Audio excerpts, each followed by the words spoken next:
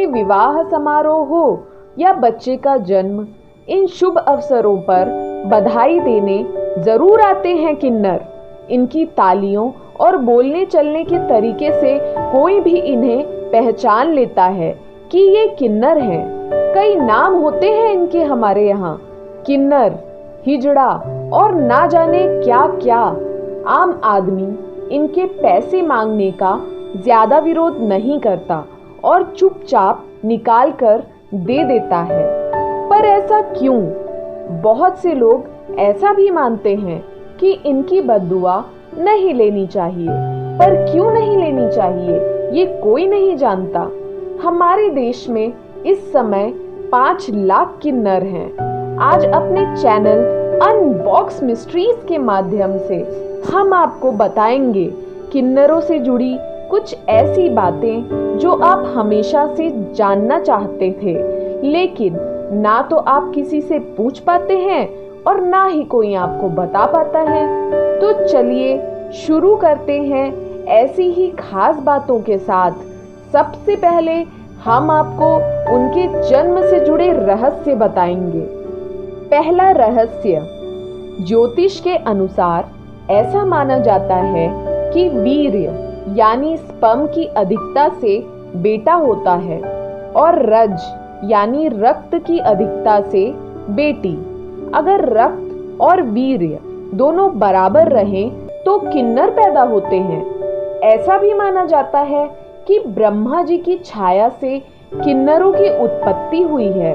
परंतु दूसरी मान्यता यह है कि अरिष्टा और कश्यप ऋषि से किन्नरों की उत्पत्ति हुई है। दूसरा, इनका इतिहास बहुत पुराना है।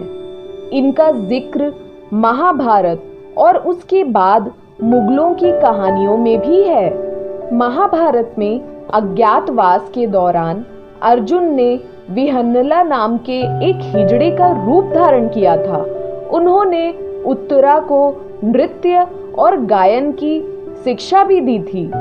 तीसरा, किन्नरों की बद्दुआ इसलिए नहीं लेनी चाहिए क्योंकि ये समुदाय अपने बचपन से लेकर बड़े होने तक दुखी जीवन व्यतीत करते हैं। ऐसे में एक दुखी इंसान से दुआ और बद्दुआ दोनों ही लगना कुदरती माना जाता है।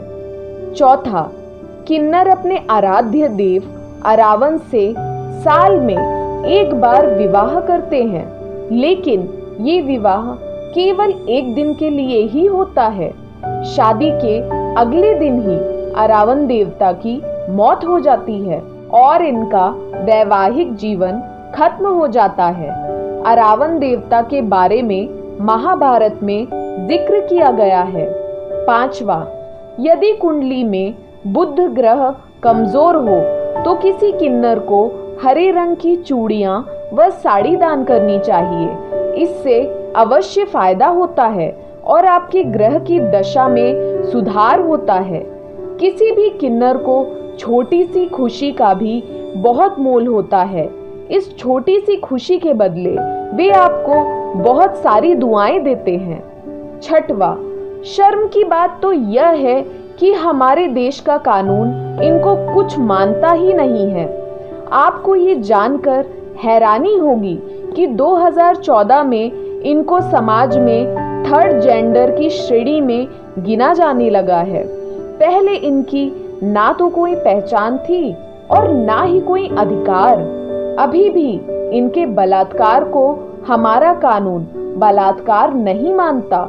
इसलिए आईपीसी सेक्शन 377 में इनका कोई जिक्र नहीं है। सातवां, अपनी मजबूरियों के कारण ही ये भीख मांगकर अपना खर्चा चलाते हैं और अपना जीवन यापन करते हैं। अब तो इनको बहुत सहूलियत दी जा रही है। ये समुदाय भी अपने अधिकारों के लिए आवाज उठाने लगा है। तभी तो चाहे सिंहस्थ अखाड़ा हो या फिर तृतीय लिंग का अधिकार, अब किन्नर अपने अधिकार समझ चुके हैं और उसके लिए लड़ना भी सीख चुके हैं। पर हमारा समाज अभी भी उतना ही डरता है इन किन्नरों से। तभी तो नवजात बच्चा ऐसा निकल जाए तो उससे यूं मुंह मोड़ लेते हैं जैसे बच्चा कोई अपराध करके आया हो।